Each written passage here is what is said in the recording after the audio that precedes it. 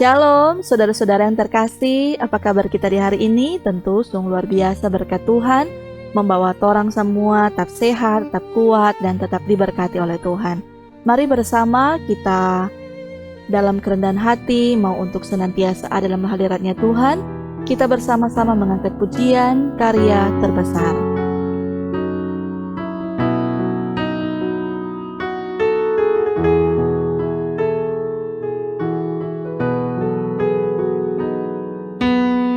Kasih yang terindah,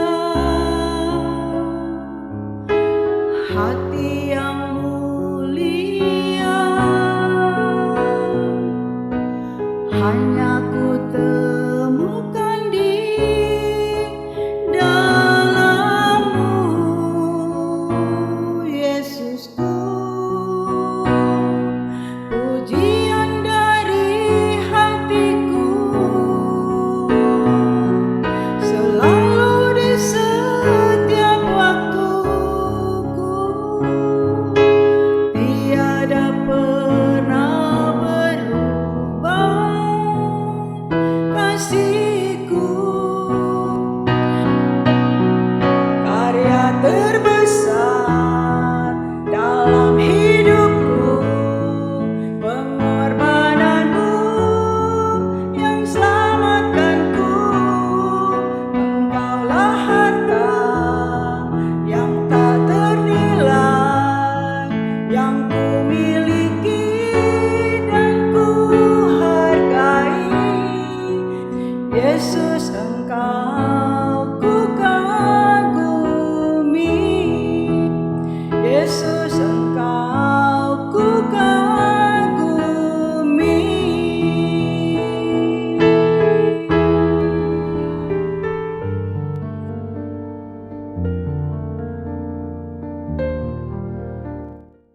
Mari kita berdoa. Terpujilah Engkau ya Allah Bapa di surga, Maha Pengasih, Maha Baik atas kehidupan kami, yang terus menyertai setiap kehidupan kami dan membawa kami menikmati berkat-berkat terindah dengan sehat, dengan kuat yang selalu Tuhan anugerahkan. Saat ini ya Tuhan, kami terus ingin memperteguh iman percaya kami kepadamu, karena itu bimbinglah kami ketika kami akan dituntun dengan firman-Mu. Anugerahkanlah hikmat, supaya kami bukan hanya dapat mengerti, memahami, tetapi dapat melakukan firman-Mu dalam kehidupan kami.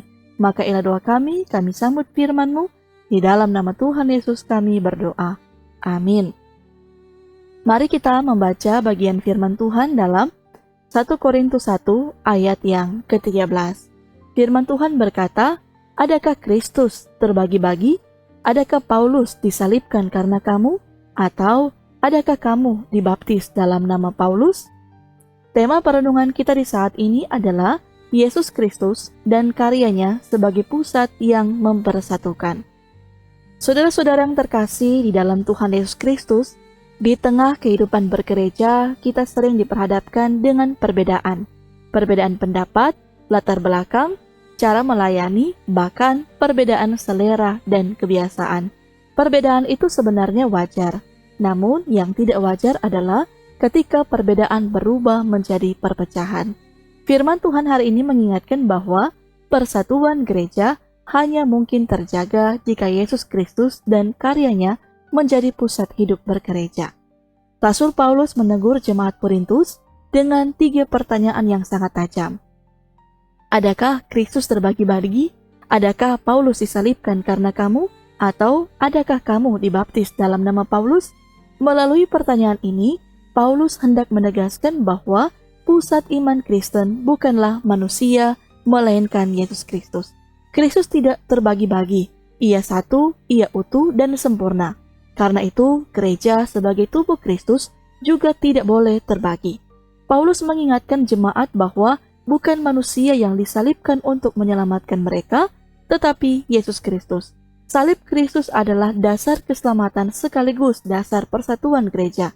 Di hadapan salib, tidak ada yang lebih penting dari yang lain, tidak ada kelompok yang lebih rohani, tidak ada pelayanan yang lebih mulia. Semua disatukan oleh kasih karunia Allah di dalam Yesus Kristus. Ketika gereja mulai terpecah oleh ego, kepentingan, dan kelompok, sesungguhnya gereja sedang menjauh dari pusat yang benar. Namun, ketika Kristus dan karyanya kembali ditempatkan di pusat, persatuan akan dipulihkan.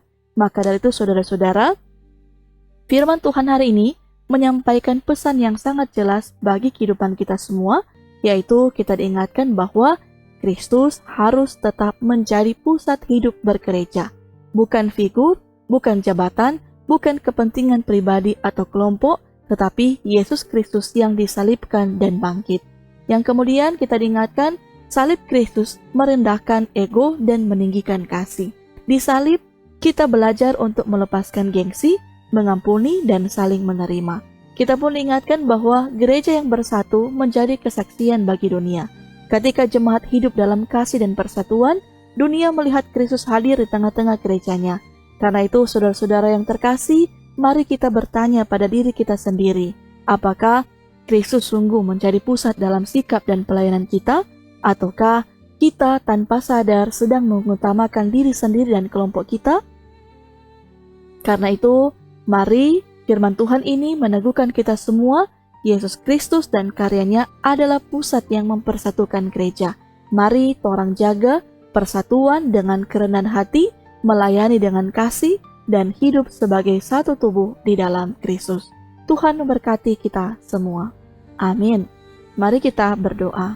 Terima kasih ya Tuhan, kami boleh dibekali lagi dengan firman yang terus membawa kami, supaya kami akan benar-benar menjadikan Kristus sebagai pusat utama dalam kehidupan kami. Bahwa dikatakan Kristus tidak akan pernah terbagi-bagi, karena Kristus adalah satu, utuh dan sempurna atas kehidupan kami. Dan saat ini ya Tuhan, bermohonlah kami kepadamu, hidup yang Tuhan beri dan anugerahkan kepada kami semua di hari ini, kami pun akan memulaikan segala tugas tanggung jawab kami.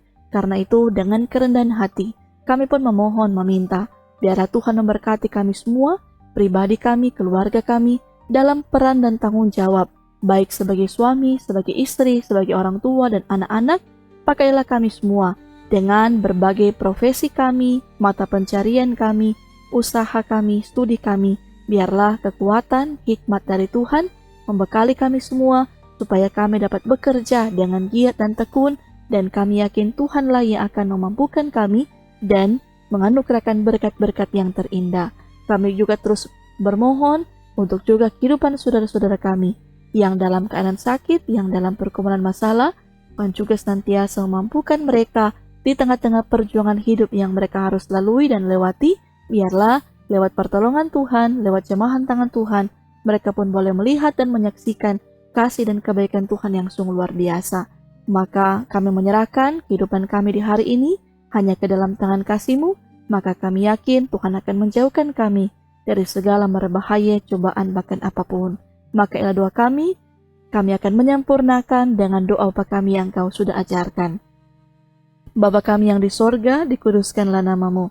Datanglah kerajaan-Mu, jadilah kehendak-Mu di bumi seperti di sorga. Berikanlah kami pada hari ini makanan kami yang secukupnya, dan ampunilah kami akan kesalahan kami, seperti kami juga mengampuni orang yang bersalah kepada kami.